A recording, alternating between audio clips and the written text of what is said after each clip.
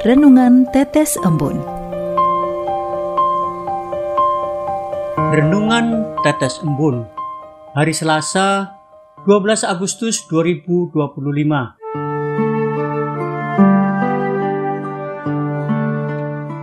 Dekat pintu kerajaan surga.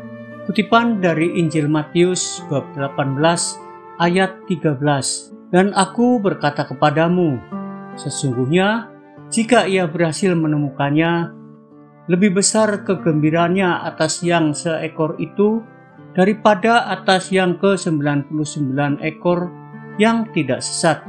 Sobat Katolikana, dalam banyak kesempatan saya seringkali mengamati tingkah laku anak-anak kecil yang saya jumpai.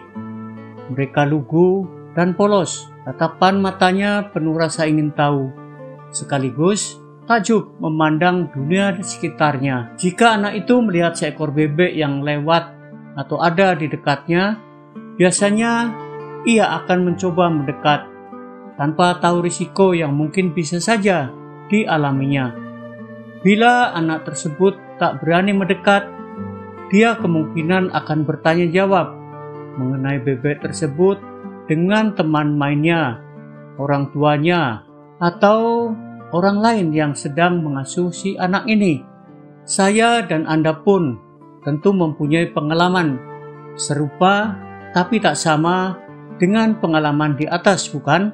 Pengalaman sebagai anak kecil belasan atau bahkan puluhan tahun silam. Mungkin aneka pengalaman itu tak seluruhnya bisa kita rekam dalam memori ingatan kita yang memang terbatas ini. Seiring bertambahnya usia, banyak kenangan atau peristiwa dalam hidup ini yang akan kita lupakan begitu saja.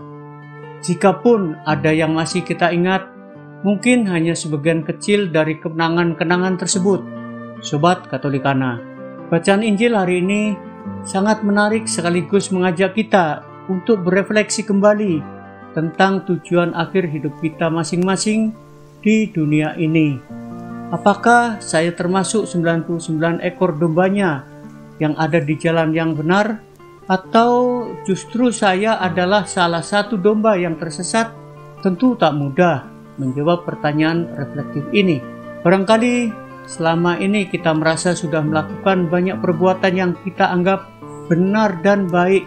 Bahkan dalam beberapa kondisi kita menganggap bahwa apa yang kita lakukan adalah yang paling benar dan paling baik. Namun dari semua hal yang telah kita perbuat tadi, pernahkah kita bertanya pada diri kita masing-masing, apakah setiap perbuatan tersebut sudah seturut dengan kehendak Tuhan? Atau jangan-jangan label baik dan benar yang kita tempelkan pada setiap perbuatan yang kita lakukan justru baru sebatas anggapan, penilaian, atau persepsi kita secara pribadi? Sobat Katolikana, perumpamaan yang disampaikan Tuhan Yesus hari ini juga mengajak kita menjadi seperti anak kecil. Di sini bukan berarti kita harus bersikap kekanak-kanakan dalam hidup ini. Menjadi seperti anak kecil berarti mau ikut kehendak Tuhan secara penuh, sekaligus mau bertobat dengan menyesali setiap kesalahan yang kita perbuat setiap hari. Tentu tobat ini akan disertai kehendak untuk memperbaiki hidup kita dengan pertolongan rahmat Tuhan di dalamnya. Dengan begitu, kita akan semakin dekat dengan pintu kerajaan surga.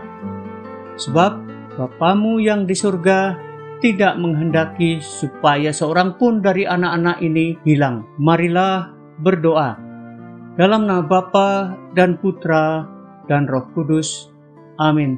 Allah Bapa di surga, kami berterima kasih atas anugerah-Mu yang senantiasa tersedia bagi kami semua. Biarlah kami memanfaatkan dengan baik kesempatan dan napas kehidupan yang Engkau berikan kepada kami. Berikan kami hikmat segar, agar kami selalu meneladani hidup Yesus Putra-Mu dengan menjadi pribadi yang rendah hati dan siap sedia bertobat setiap hari. Semua kami mohon dengan perantaraan Yesus Putra-Mu yang bertahta bersama Dikau dan Roh Kudus, Allah sepanjang segala masa. Amin. Dalam nama Bapa dan Putra dan Roh Kudus. Amin.